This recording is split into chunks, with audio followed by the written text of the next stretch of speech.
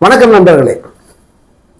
துரந்தர் ரெண்டாம் பாகம் ரிலீஸ் ஆயிருக்கு. துரந்தர் தி ரெவெஞ்ச் அப்படிங்கிற பேர்ல இந்த படத்தினுடைய முதல் பாகம் மிகப்பெரிய வெற்றியை பெற்றது.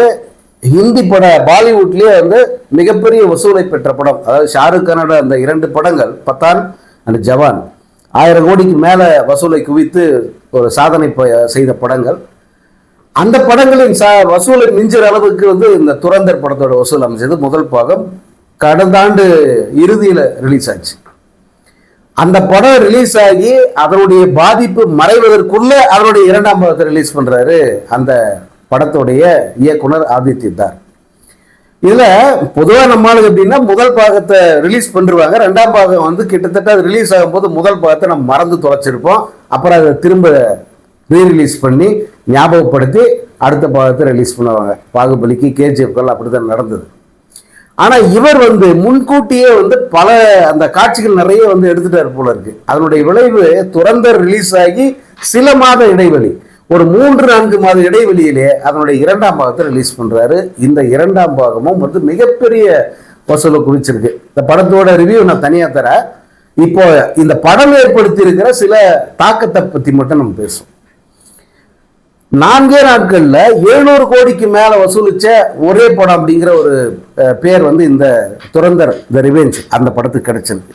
ரன்வீர் சிங் நாயகன், மாதவன் நடிச்சிருக்காரு, சஞ்சய் தத்து, அர்ஜுன் ராம்பால் நிறைய பேர் பண்ணியிருக்காங்க. இந்த படம் இந்தியாவில் மட்டும் இல்லை, உலகின் பல நாடுகள்ல பெரிய தாக்கத்தை ஏற்படுத்திய ஒரு படமா பார்க்கிறாங்க. இந்த படத்துக்கு ஒரு பக்கம் பாராட்டு, இந்த படத்தினுடைய அந்த கதைக்கு பாராட்டு, ஸ்கிரிப்ட் பாராட்டுறாங்க. அது ஒரு பக்கம்னா, இன்னொரு பக்கம் இடதுசாரி சிந்தனையாளர்கள், மதசார்பற்ற சக்திகள் இந்த படம் ஒரு மதவாதம் பேசுகிற, ஒரு பக்கம் வலதுசாரி சித்தாந்தத்தை பேசுகிற ஒரு பிரச்சார படம் அப்படின்னு ஒரு கருத்தையும் முன்வைக்கிறாங்க. இரண்டையுமே நம்ம புறந்தள்ள முடியாது. காரணம், இந்த படத்தின் காட்சிகள் அப்படித்தான் இருக்கு. தேசப்பற்று, அதே போல பாகிஸ்தானில் செயல்படுகிற தீவிரவாதத்தை ஒழிப்பது இப்படிங்கிற அந்த ஆங்கிள் போகும்போது தேசப்பற்று கொண்ட ஒவ்வொருத்தரும் அந்த படத்தை கொண்டாடித்தான் தீருவாங்க, பாராட்டுவாங்க. அதுல எந்த மாற்று கருத்தும் கிடையாது. அதே போல இஸ்லாமியர்களை தவறாக சித்தரிப்பது அப்படின்னு வரும்போது அதற்கான எதிர்ப்பு வரத்தான் செய்யும். ஸோ இரண்டையுமே நம்ம சமமாக தான் பார்க்கணும். இப்போ இந்த படத்தை பொறுத்த வரைக்கும் விமர்சனங்கள் ஒரு பக்கம் இருக்குது, கலவையான விமர்சனங்கள். இன்னொரு பக்கம் பாராட்டுகளும் பலமாவே இருக்கு. அப்படி ஒரு பலமான பாராட்டு எங்கிருந்து வந்ததுன்னா, நம்ம தலைவர் சூப்பர் ஸ்டார் ரஜினிகாந்த் அவர்கள் இந்த படத்தை பார்த்துட்டு பிரமிச்சு போயிட்டு ஒரு ட்வீட் வெளியிட்டார், பாராட்டு.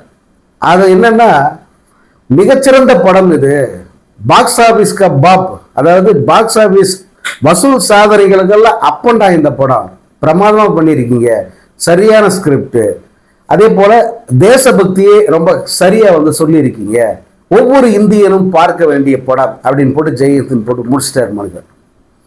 கேட்கணுமா? ஒரு பக்கம் அதற்கு எதிர்ப்பு, ஒரு பக்கம் அந்த எதிர்ப்பு அப்புறம் பேசுவோம். பாராட்டுன்னா பாலிவுட் கொண்டாடுறத, அது ஒரு இன்னொரு பக்கம். என்னையா நீங்க எல்லாம் பெரிய நடிகருங்க, அவர் தான் உண்மையான பெரிய நடிகர். The greatest super star of India யாரு? சூப்பர் ஸ்டார் ரஜினிகாந்த் தான். அவர் வெளிப்படையா அந்த படத்தை பாராட்டுறாரு, இந்த படத்துக்கு ஆதரவு தெரிவிக்கிறாரு. தன் மீது என்ன விமர்சனம் வரும் அப்படின்னு தெரிஞ்சும் கூட பாராட்டு தெரிவிக்கிறாரு. ஆனா நீங்க எல்லாம் என்னைய ஆளுங்க, அமிதாப் பச்சன் இருக்காரு, இவ்வளவு பெரிய மனிதர், இவ்வளவு பெரிய நடிகர், எவ்வளவு மரியாதை தரம், அவர் இந்த படத்தை பத்தி ஒரு வார்த்தை பாராட்டல. ஷாருக் கான், சல்மான் கான், ஆமீர் கான் எல்லா கானும் அமைதியா இருக்காங்க.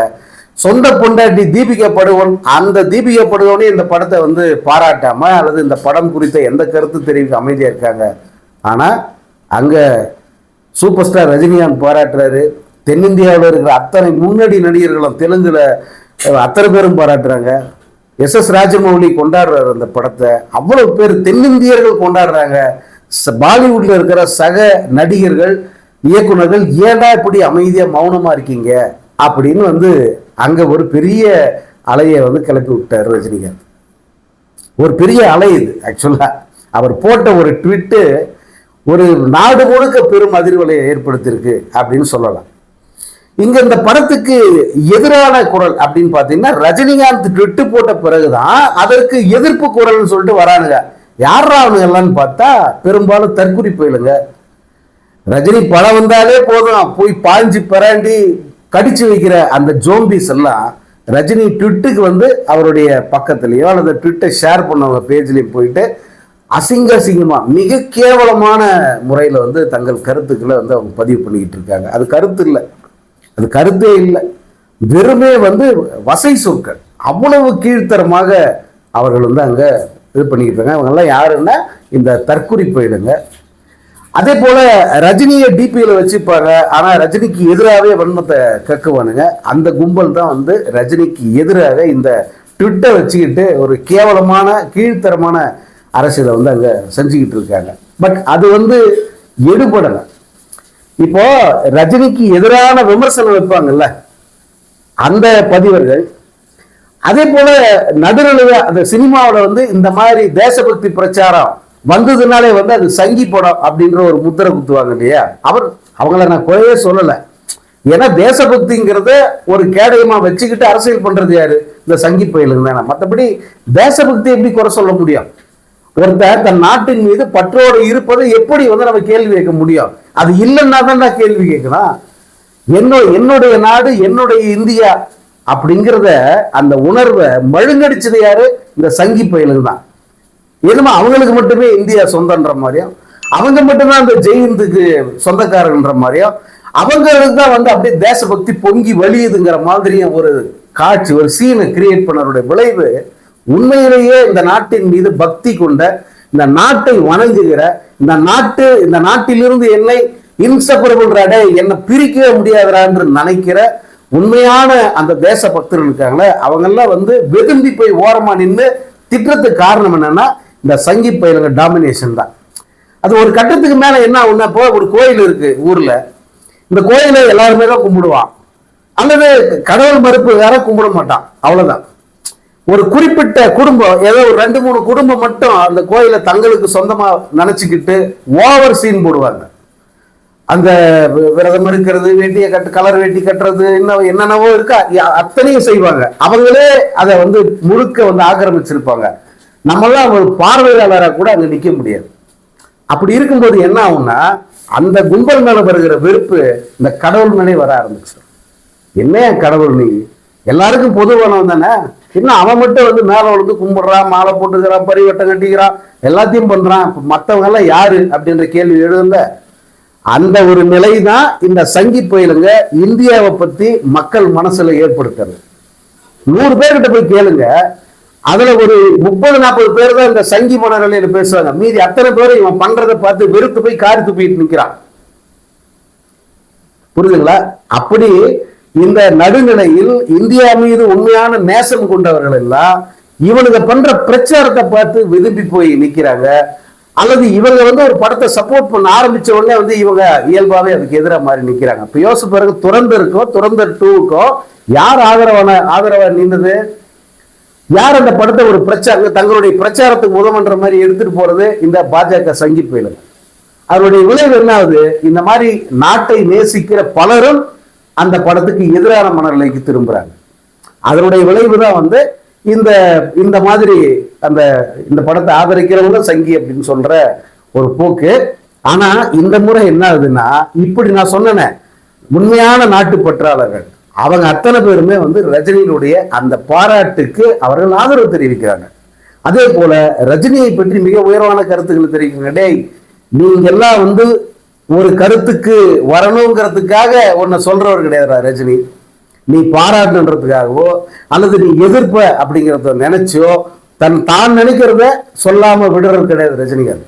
தான் என்ன நினைக்கிறோமோ எவனை பத்தியும் கவலைப்படாம பதிவு பண்றதுதான் சூப்பர் ஸ்டார் ரஜினிகாந்தோட இயல்பு. அதை அவர் பல ஆண்டுகளாக அதை தொடர்ச்சியா செஞ்சுக்கிட்டு இருக்காரு. இந்த முறை இந்த துரந்தர் 2 படத்துக்கு அவர் செய்திருப்பதும் அதே தான். இது வந்து ரஜினியினுடைய நேர்மைக்கு சான்று இது அப்படின்னு வந்து எல்லாருமே பாராட்டுறத பார்க்க முடியுது.